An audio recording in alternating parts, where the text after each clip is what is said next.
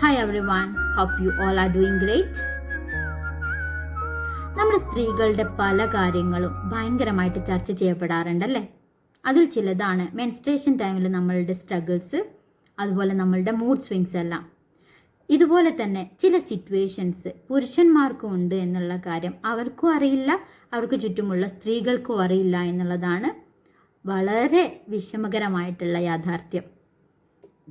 John ഗ്രേയുടെ men are from Mars women are from Venus എന്ന് പറഞ്ഞിട്ടുള്ള ഈ ഒരു ബുക്കിൽ നിന്നും എനിക്ക് വളരെ ഇൻട്രസ്റ്റിംഗ് ആയിട്ട് തോന്നിയിട്ടുള്ള ചില പോയിന്റ്സ് ആണ് ഞാനിവിടെ പറയാൻ പോകുന്നത്.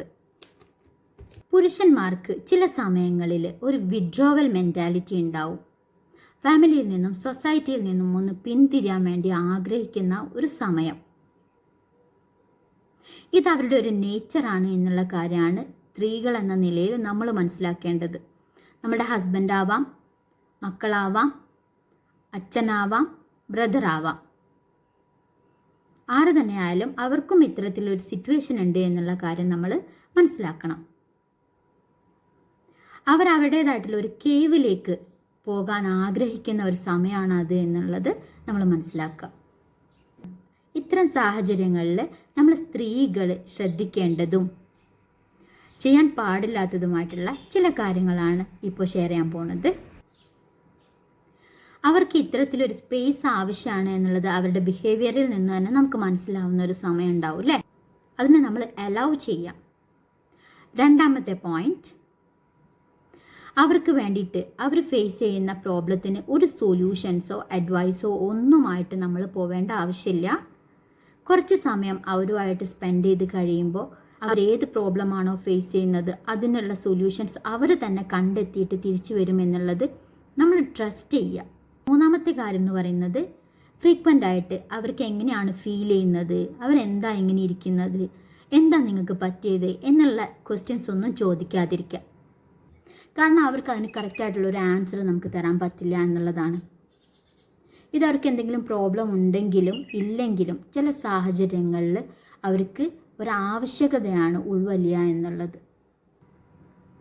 നാലാമത്തെ കാര്യം, അവർ അവരുടേതായിട്ടുള്ള കേവിലേക്ക് പോകാൻ ആഗ്രഹിക്കുന്ന സമയത്ത് അത് ബെഡ്റൂം ആവാം, ഹോളാവാം, എവിടെ തന്നെ ആയാലും അതിൻ്റെ പുറത്ത് നമ്മൾ വെയിറ്റ് ചെയ്യാതിരിക്കുക. ഹോളിലാണ് ഇരിക്കുന്നതെങ്കിൽ അവരുടെ മുന്നിലൂടെ ഇങ്ങനെ അങ്ങോട്ടും ഇങ്ങോട്ടും നടക്കാതിരിക്കുക. അഞ്ചാമത്തെ കാര്യം എന്ന് പറയുന്നത്, don't worry about them, don't feel sorry about them.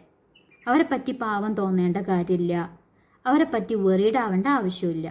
അവരവരുടെ പ്രോബ്ലം സോൾവ് ചെയ്യാൻ കേപ്പബിൾ ആണ്. Last but not the least, do whatever make you happy. എന്താണോ നിങ്ങളെ ഹാപ്പി ആക്കുന്നത് അത്തരമൊരു കാര്യത്തിൽ നിങ്ങൾ എൻഗേജ്ഡ് ആവുക എന്നുള്ളതാണ് സിക്സ്ത് പോയിന്റ്. എന്താ നിങ്ങളിങ്ങനെ, നിങ്ങൾക്ക് എന്താ പറ്റിയത്, എൻ്റെ അടുത്ത് ഇരിക്കാൻ നിങ്ങൾക്ക് ഇഷ്ടമില്ല, എന്നോട് നിങ്ങൾക്ക് സംസാരിക്കാൻ ഇഷ്ടമില്ല എന്നുള്ള കമൻസ് ഒന്നും പറഞ്ഞ് നമ്മൾ അടുത്തേക്ക് പോകരുത്. അവരെ പറ്റി ഓവർ തിങ്ക് ചെയ്ത് പ്രശ്നങ്ങൾ വഷളാക്കാതിരിക്കുക, അവരെ പോയി ചൊറിയാതിരിക്കുക. എത്രത്തോളം നമ്മൾ അവരെ ഫോഴ്സ് ചെയ്യുന്നോ, എത്രത്തോളം നമ്മൾ അവരെ കമ്പൽ ചെയ്യുന്നോ അത്രത്തോളം ടൈം എടുക്കും അവർ ഈ ഒരു കേവിൽ നിന്നും പുറത്തു വരാൻ എന്നുള്ളതാണ് ഈ ഒരു പുസ്തകത്തിൽ പറഞ്ഞിട്ടുള്ളത്. ആര് തന്നെ ആയാലും ഇങ്ങനെ ഒരു സിറ്റുവേഷനിലാണ് അവരുള്ളത് എങ്കിൽ അവർക്ക് അവരുമായിട്ട് റീകണക്ട് ചെയ്യാൻ സമയമായി എന്നുള്ള കാര്യം നമ്മൾ മനസ്സിലാക്കിയിട്ട് വേണം പെരുമാറാൻ വേണ്ടിയിട്ട്. ഈ ഒരു ഇൻഫർമേഷൻ നിങ്ങൾക്ക് ഹെൽപ്ഫുള്ളായി എന്ന് വിചാരിക്കുന്നു. Thank you very much.